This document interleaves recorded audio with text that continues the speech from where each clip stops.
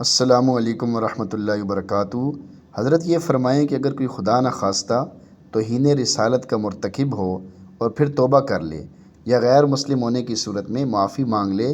تو اس بارے میں شریعت کا حکم کیا ہے؟ جزاک اللہ خیرہ۔ اگر کوئی مسلمان گستاخی رسول کرے نعوذ باللہ اور مقدمہ فوجداری قائم ہونے اور گرفتاری سے پہلے سچے دل سے توبہ کر لے تو حنفی مسلک کے مطابق اس کی توبہ قبول ہے اور گرفتاری کے بعد اس کی توبہ قبول نہیں ہوگی۔ اور اگر کوئی ذمی یعنی مسلمانوں کے ملک میں معاہدے کے ساتھ رہنے والا کوئی غیر مسلم گستاخی کرنے کے بعد سچے دل سے توبہ کر لے تو اللہ کے نزدیک اس کا گناہ معاف ہو سکتا ہے۔ جہاں تک دنیاوی احکام کا تعلق ہے تو حضرات احناف کے نزدیک اس صورت میں تعزیر ہے یعنی سزا ہے، اور حاکم کو اختیار حاصل ہے کہ رسول اللہ صلی اللہ علیہ وسلم کی شان میں گستاخی کے مرتکب کو سیاستاً و تعزیراً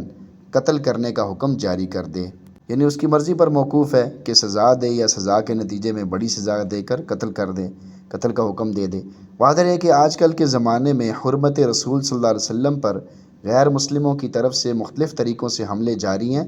حاکم وقت کی ذمہ داری ہے کہ گستاخ رسول کو ایسی سزا دے جس سے دوسروں کو عبرت ہو، اگرچہ وہ اپنی غلطی کا اعتراف کر کے معافی مانگ لے، کیونکہ یہ معاملہ عصمت انبیاء علیہ الصلاۃ والسلام کا معاملہ ہے اور حاکم یا عدالت اس وقت ان کی طرف سے نائب ہے۔ اگر گستاخ رسول کو بغیر سزا کے چھوڑ دیا گیا تو آئندہ اوروں کو بھی اس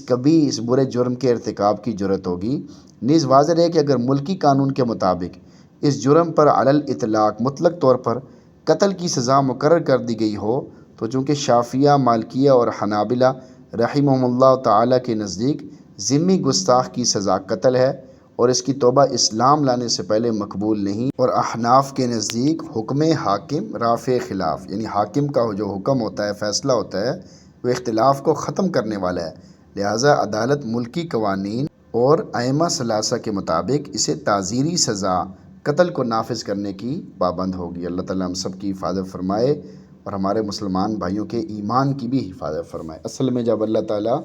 بہت زیادہ ناراض ہوتے ہیں تو پھر بندے سے کوئی ایسا بڑا گناہ کروا دیتے ہیں جس سے بندہ بالکل ہی مردود ہو جاتا ہے۔ اللہ تعالیٰ ہم سب کے ایمان کی حفاظت کرے۔ سب سے زیادہ جو فکر کرنے کی ضرورت ہے